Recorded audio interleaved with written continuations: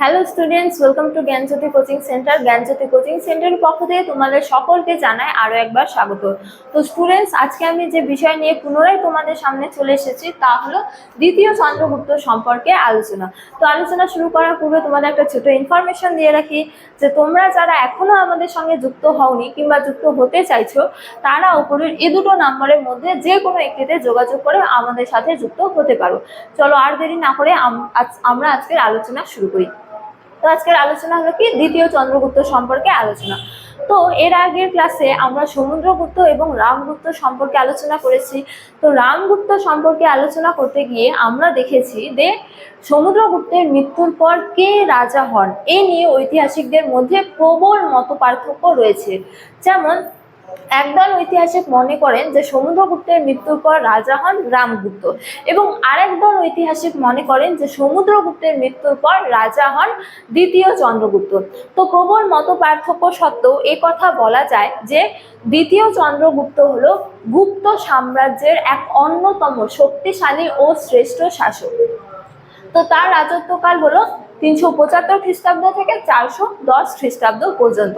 তো দ্বিতীয় চন্দ্রগুপ্তের এক গুরুত্বপূর্ণ উপাধি হলো কি বিক্রমাদিত্য। তো কোন কোন উপাদান থেকে আমরা দ্বিতীয় চন্দ্রগুপ্ত সম্পর্কে জানতে পারি? এক্ষেত্রে বলা যায় যে এরান শিলালেখ, এছাড়া মথুরা ও সাঁচিলেখ এবং কি দেবী চন্দ্রগুপ্ত নাটক থেকে আমরা দ্বিতীয় চন্দ্রগুপ্ত সম্পর্কে জানতে পারি। তো এর পাশাপাশি আমরা কি ফা হিয়েনের বিবরণ থেকেও দ্বিতীয় চন্দ্রগুপ্ত সম্পর্কে জানতে পারি। তো এবার আমরা আলোচনা করব তার সাম্রাজ্য বিস্তার নীতি নিয়ে। তো এই ক্ষেত্রে বলা যায় যে দ্বিতীয় চন্দ্রগুপ্ত সাম্রাজ্য বিস্তারের ক্ষেত্রে দুটি নীতি অবলম্বন করেছিলেন। প্রথমত কি যুদ্ধ বিজয় নীতি, অর্থাৎ যুদ্ধের মাধ্যমে সাম্রাজ্য বিস্তার করা, এবং দ্বিতীয়তম হলো হচ্ছে যে বৈবাহিক সম্পর্ক স্থাপনের মাধ্যমে সাম্রাজ্য বিস্তার করা। এই ক্ষেত্রে বলা যায় যে যেমন তিনি নাগ বংশীয় কন্যা কুবের নাগকে বিবাহ করেছিলেন, এছাড়া নিজ কন্যা কুমার দেবীকে বকাটক বংশীয় রাজা দ্বিতীয় রুদ্রসেনের সঙ্গে বিবাহ দিয়েছিলেন। সুতরাং বলা যায় যে এই যে নাগ বংশের বা নাগ রাজ্য এবং এই যে বকাটক রাজ্য ছিল, এই রাজ্যগুলিকে তিনি নিজ সাম্রাজ্যভুক্ত করার জন্য তিনি কি করেন? বৈবাহিক সম্পর্ক স্থাপন করেন। তো এর মাধ্যমে তিনি বলা যায় যে তিনি পূর্বে বাংলা থেকে পশ্চিমে সিন্ধু নদী পর্যন্ত এবং উত্তরে হিমালয় পাদদেশ থেকে দক্ষিণে নর্মদা নদী পর্যন্ত তিনি নিজ সাম্রাজ্যভুক্ত করতে সক্ষম হয়েছিলেন। এবার আমরা আলোচনা করব তার এক অসাধারণ কৃতিত্ব নিয়ে। তো বলা যায় যে দ্বিতীয় চন্দ্রগুপ্তের এক অসাধারণ কৃতিত্ব হলো কি শকদের বিরুদ্ধে যুদ্ধযাত্রা এবং শকদেরকে শোচনীয়ভাবে পরাজিত করা। তো শকদের সাথে যুদ্ধের মাধ্যমে তিনি নিজ বিচক্ষণতা ও শক্তির প্রদর্শন করেছিলেন, এবং শকদেরকে পরাজিত করার পর তিনি এক গুরুত্বপূর্ণ উপাধি নেন, তা হলো কি শকারা।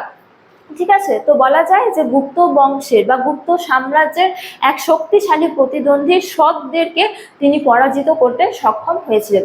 এরপর বলা যায় যে তিনি এক ধরনের রৌপ্য মুদ্রক প্রচলন করেছিলেন, এছাড়া নবরত্ন। এক্ষেত্রে বলা যায় যে তার যে রাজসভা, এই রাজসভা 9 জন জ্ঞানীগুণী পণ্ডিতের দ্বারা কিন্তু পরিচালনা হতো। এই 9 জন পণ্ডিতকে একত্রে নবরত্ন বলা হয়। তো এই 9 জন পণ্ডিতের মধ্যে উল্লেখযোগ্য কয়েকজন পণ্ডিত হলেন বরাহমিহির, কালিদাস, হ্যাঁ প্রমুখ।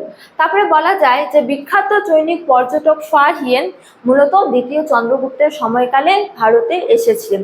তো পরিশেষে বলা যায় যে তিনি বৈষ্ণব ধর্মাবলম্বী হলেও কিন্তু পরধর্ম সহিষ্ণু ছিলেন, অর্থাৎ অন্যের ধর্ম বা পরের ধর্মের প্রতি তার মনে এক মান্যতা ছিল। তো স্টুডেন্টস, এই ছিল আজকে আমার আলোচনার বিষয়। তোমাদের ভালো লাগলে অবশ্যই ভিডিওটি লাইক করে শেয়ার করো বন্ধুদের সঙ্গে, এবং আমাকে অবশ্যই কমেন্ট করে জানিও তোমাদের ভিডিওটি কেমন লেগেছে। তোমাদের সাথে দেখা হবে অন্য এক ভিডিওতে অন্য এক টপিক নিয়ে। ততক্ষণ ভালো থাকো, সুস্থ থাকো। Thank you.